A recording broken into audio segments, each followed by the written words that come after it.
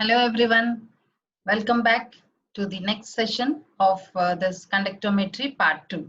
I'm Sarita from GDCW Begumpet.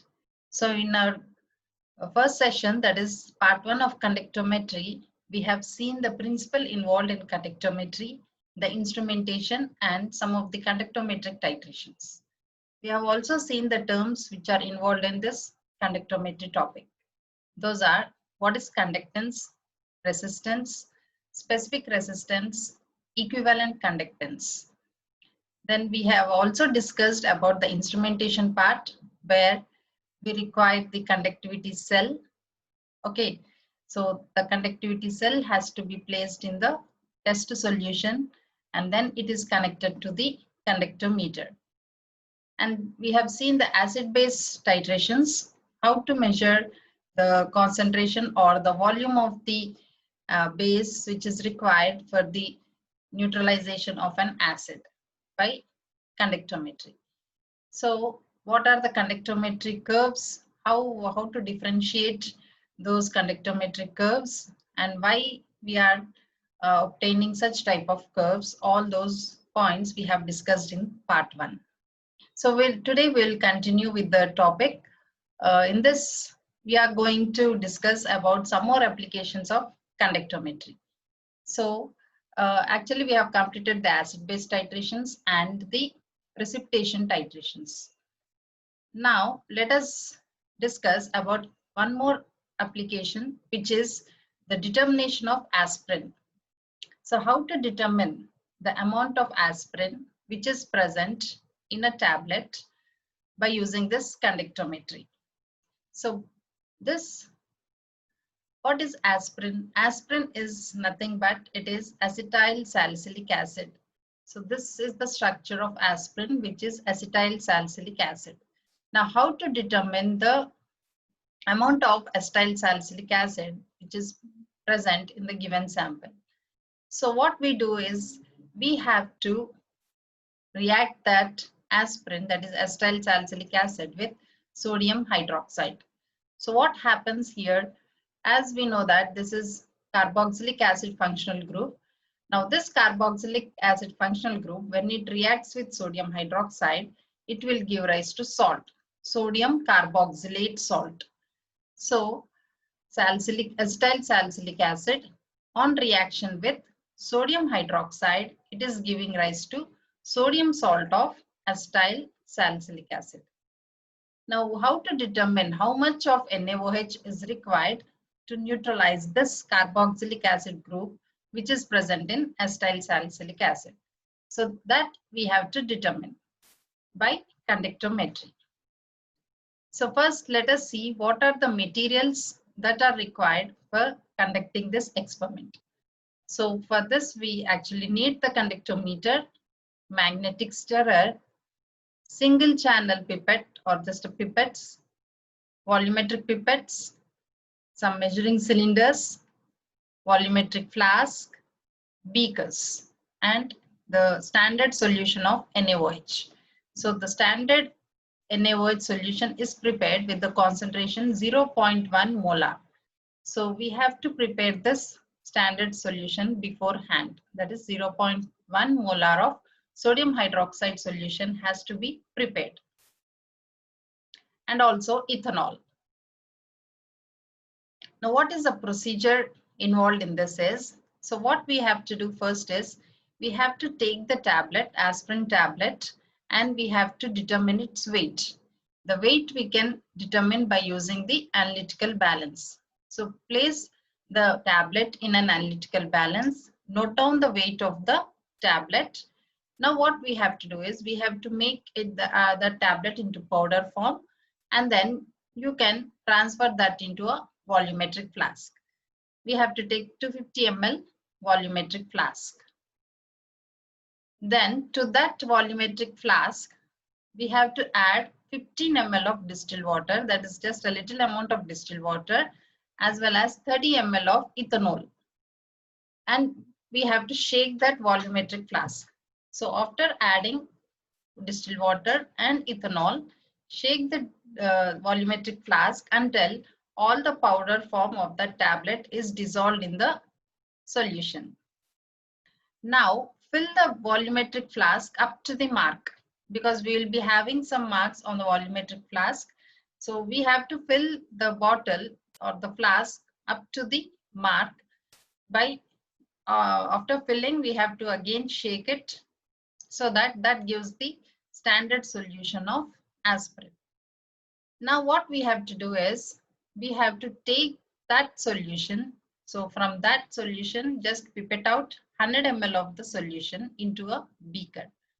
So previously we have prepared 250 ml standard solution of aspirin by using aspirin tablets. Now from that 250 ml volumetric flask, pipette out 100 ml of the solution into a beaker, and then add the stir bar. Stir bar is for stirring the solution, and the conductivity cell. So here you can see this is the beaker what we have taken, and here we have taken 100 ml of the aspirin solution. Place the stirrer, magnetic stirrer. This is magnetic stirrer equipment. So we will be having magnetic stirrers. Place that into the beaker and immerse a conductivity cell into the test solution. Now with the help of burette, what we need to do is we have to fill the burette with the NaOH solution. So we have already prepared 0.1 molar sodium hydroxide solution. So that sodium hydroxide solution has to be taken in the burette. Now place the burette here, okay, such that the nozzle is touching inside the beaker, and then add 0.5 ml of sodium hydroxide. Okay, so keep on adding 0.5 ml, or you can take 1 ml actually, and then the magnetic stirrer is there. So what it will do is it will help in the mixing of the solution. Okay, so sodium hydroxide has to react with the aspirin, that is acetyl salicylic acid. So after adding 0.5 ml of NaOH every time, you have to note down the reading. So the reading will be displayed on the conductometry instrument. So this reading, that is the conductance of the solution, has to be noted down for each 0.5 ml or 1 ml you can take of NaOH, whatever we are adding into the beaker. And we have to be careful also, because sometimes the readings will fluctuate. So you have to just wait for 1-2 minutes so that the reading will become constant. Then you have to note down that reading. So for 1 ml, what is the reading? Then 2 ml, next reading. 3 ml, another reading. So like that, you have to make a note of all those readings. After that, we need to plot a graph. So how to plot a graph?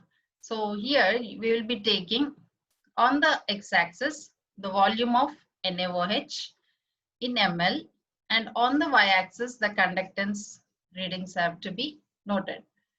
Now we need to plot the readings on the graph. So for 1 ml or for 1.5 or 0. ml, what is the conductance? Then keep on plotting all the readings. Now what we have to do is we have to join the dots, that is all the markings what we have made on the graph. So all those are joined so that you will get a straight line like this. So this line, then all these points if you join, you will get another straight line. So here we are getting 2 lines on the graph.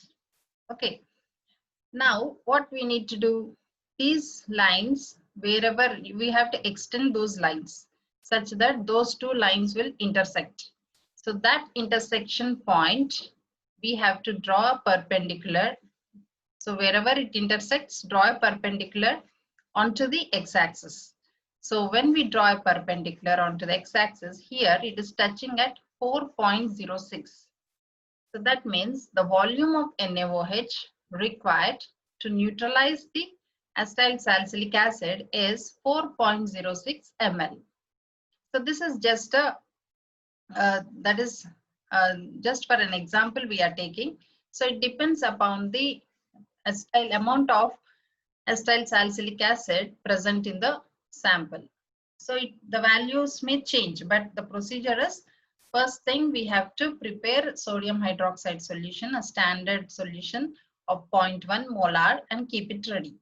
Then what we have to do, we have to make those tablets into powder form, that is weigh it, after finding its weight, convert into powder form, then transfer that into a volumetric flask. Into that volumetric flask, what we have to do, we have to add some distilled water and some ethanol such that the powder will get dissolved in the solution. After it gets dissolved, then you have to fill the volumetric flask with the distilled water up to the mark. So that is our prepared aspirin solution. Now from that volumetric flask, what we are doing, we are pipetting out 100 ml of the solution into the beaker. So this is the beaker where we are pipetting out 100 ml of the solution, place the magnetic stirrer and also the conductivity cell. And this conductivity cell has to be connected to a conductometer. And then start recording the conductance. So before adding NaOH, what is the conductance? Then after adding 0.5 ml of NaOH, you have to check its conductance, note down all the readings, and then plot a graph. So when we plot a graph, the graph gives rise to two lines like this, two straight lines. And these straight lines, when we extend them, they will intersect at one particular point.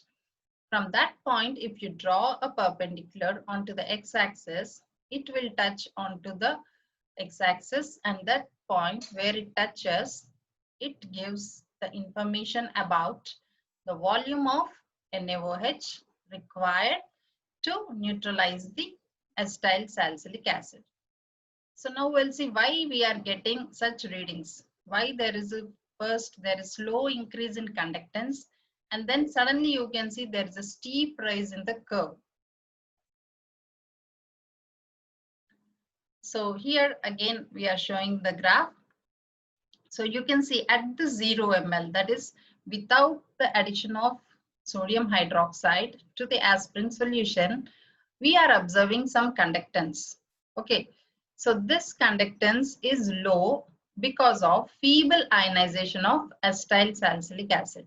So acetyl salicylic acid is having carboxylic acid functional group, where it undergoes ionization to give carboxylate ion and H+ ions. So these ions are nothing but weak acid. So that is why it will show a low conductance value. Now when we start adding sodium hydroxide to this aspirin solution, what it does, now sodium hydroxide is reacting with the carboxylate functional group, and then it will give rise to sodium salt of acetyl salicylic acid. So because of the formation of sodium salt of acetyl salicylic acid, slowly the conductance is increasing, because the sodium salt of carboxylic acid is a strong electrolyte, so where it again dissociates, and therefore the conductance of that solution will increase. So that is the reason why slowly it increases. Now after a particular point, what is happening, the conductance is further increased. Okay, so why this steep increase in the curve is because whatever sodium hydroxide we are adding, now all the sodium hydroxide, that is still 4 ml like that, the sodium hydroxide has been reacted with the acetyl salicylic acid. Now the remaining sodium hydroxide, whatever we are adding, that remains in the solution as it is. That means it is giving rise to sodium ions and OH- ions. So the further conductance, the increase in conductance is due to this ions, that is sodium ion and OH- ions. So because of the formation of OH- ions, the conductance is drastically increased. So that is why we will get a graph in this way. Understood? So that this point will give the equivalence point which that is nothing but the amount of or the volume of sodium hydroxide required for the hydrolysis of that is the aspirin. So that is the same thing, explanation part. Now, so we have seen the titration method, that is conductometric titrations, and what are its advantages? Why we have to do this conductometric titrations? Because already we have volumetric titrations, simple volumetric titrations without using this conductometry. But what is the advantage of using this conductometric titrations are, here the main use of using conductometric titration is we do not require any indicators. Suppose if you are doing the normal volumetric analysis, acid-base titrations, we require, suppose if you are doing HCl versus NaOH, both are colorless. So the end point has to be detected for that. Now that end point can be detected only when we use the indicators. So the main purpose of using indicators is to find out the end point in the volumetric analysis. But in conductometric analysis, there is no requirement of this indicator, because directly the conduct in this we will get readings only for the conductance whatever the solution is showing. So due to that conductance readings only we will find out the end point. So there is no use of this indicators. That is the main advantage of this type of titrations. So, and it is also suitable for colored solution, not only for colorless, even if the solutions are colored, this method is used. So since endpoint is determined by graphically, that means accurate results are obtained with minimum error. So the error whatever we get in this instrumentation technique is very, very less. It is also used for the analysis of turbid suspensions. So if the solution is turbid, or if it is weak acid, weak base, or a mixture of weak and strong acids, so whatever the combination may be, we can comfortably use this technique. And temperature is maintained constant throughout the titration. So that we have to see that the temperature has to be maintained. And this method is used with much diluted solutions. So even the solutions which are more diluted, even for those such type of solutions, we can use this technique. And it can be seen by eye. So whatever the conductance is, the instrument is recording, everything is visible. So these are some of the advantages of conductometric titrations. Then there are some disadvantages also. So what are those disadvantages are? Increased levels of salt in solutions masks the conductivity changes. So in such cases, it does not give accurate results. So sometimes what happens is the salt content, because conductance is actually shown when we are taking some salt solutions. Okay, so sometimes when the salt solution concentration is high, so the conductivity results may not be accurate. Okay, because of the more density of these ions which are blocking the conductance. And conductometric titrations to redox system is limited because high concentration of hydronium ions in the solution tends to mask the change in conductance. So even in the redox titrations, it is not that helpful because the concentration of hydronium ions are H3O plus. So those ions will mask the change in conductance. So they will block the change in the conductance. So those are the disadvantages of conductometric titrations. Now we'll see the applications of conductivity measurements. So what we can do by measuring all these conductivity values. The first one is determination of degree of dissociation of weak electrolytes. So weak electrolytes are those which undergo very low dissociation. So for those weak electrolytes also, we can determine what is the degree of dissociation through this technique. So weak electrolytes such as ammonium hydroxide and acetic acid. Now how to determine the degree of dissociation is, it is nothing but by using the formula alpha is equal to lambda V by lambda infinity. So where alpha is the degree of dissociation of weak electrolyte. Now what lambda V means, it is the equivalent conductance at a given dilution V, and lambda infinity is the equivalent conductance at infinite dilution.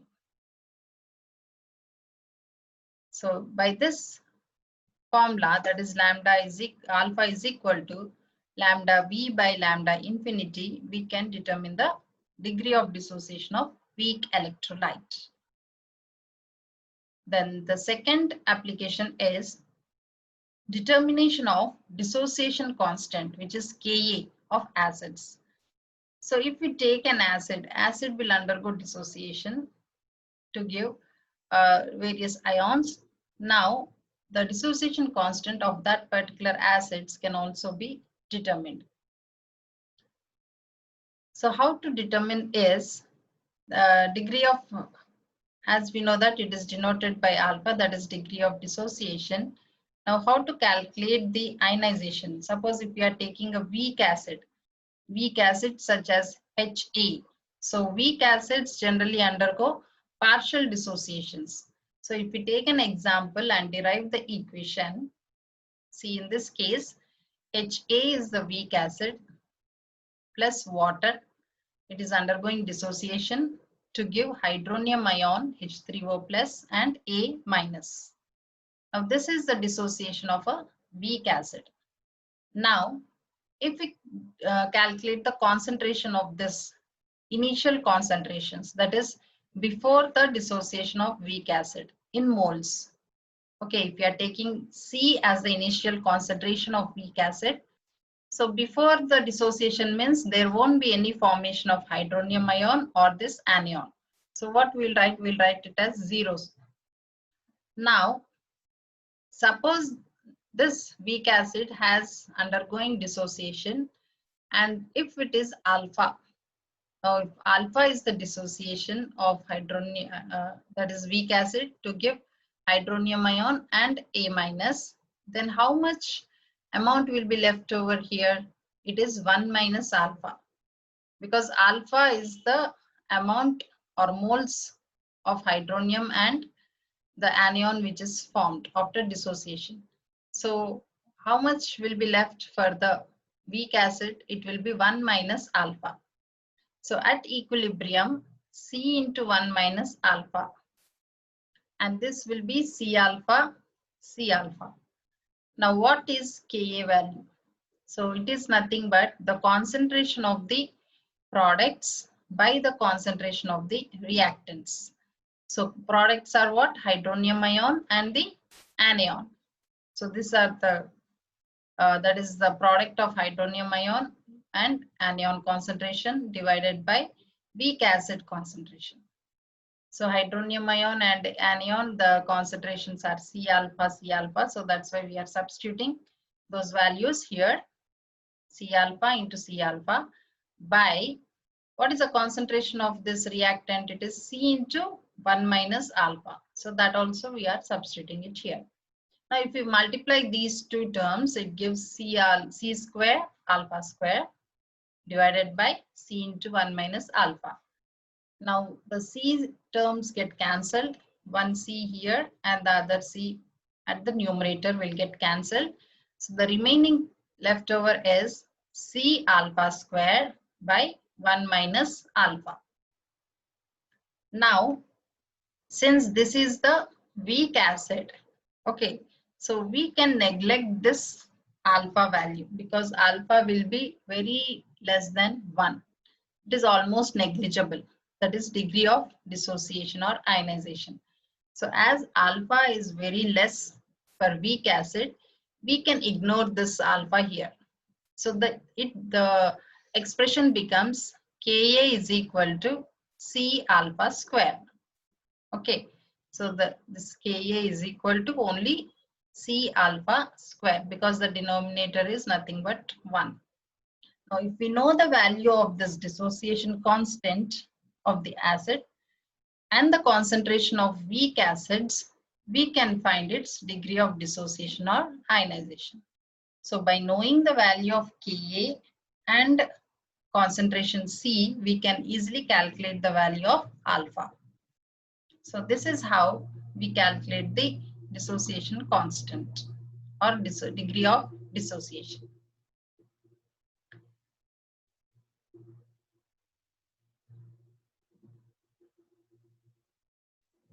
Then the other applications of conductometry titration is determination of sulfur dioxide in air pollution studies. So for determining sulfur dioxide in the air, that is, it is acting as a pollutant, that for that also we can use this technique. Determination of soap in oil, determination of accelerators in rubber, determination of total soap in latex, specific conductance of water, to check water solubility in rivers and lakes, alkalinity of fresh water, salinity of seawater, deuterium ion concentration in water deuterium mixture. So we can also calculate the deuterium ion, that is heavy. When a mixture of when a heavy water is given, we can calculate how much the deuterium ion concentration is present in that. Then food microbiology for tracing the microorganisms and tracing some antibiotics. So there are a number of applications where we can use this conductometry. So this is all about conductometry. So what is conductometry? In this technique, we measure the conductance of the test solution. So by measuring the conductance, we can, that is, it is used for quantitative analysis also. Now, how to measure by using the instrument conductometer. Now, in that, we need conductivity cells. So conductivity cells consist of electrodes, and those electrodes are made up of platinum. The platinum foil, it is platinized with platinum black so that the surface area for the ions or the conduction is increased. So by placing that conductivity cell in the test solution and connecting that conductivity cell to the conductometer, we can directly find out the amount of the current or the conductance that is shown by the test solution. So thereby we can easily calculate that as the end point or the equivalence point in the titration reactions. So it is helpful for various titration reactions. And what is the main advantage of using this type of technique? It is used for those compounds which are colored, and also there is no use of using any indicator. Okay, so indicator is not required for all these type of titrations, that is conductometry titrations. And we can use it even when the solution is turbid or a suspension form. Only for the redox titrations, it is not that helpful. And we have also seen how to determine the aspirin, the amount of aspirin present in the tablet by using conductometry measurements. So this is how we actually do the experiments and find out its quantity of the sample which is present in the given solution. So hope you have understood this conductometry and its application part. Thank you. Thank you for watching and stay safe.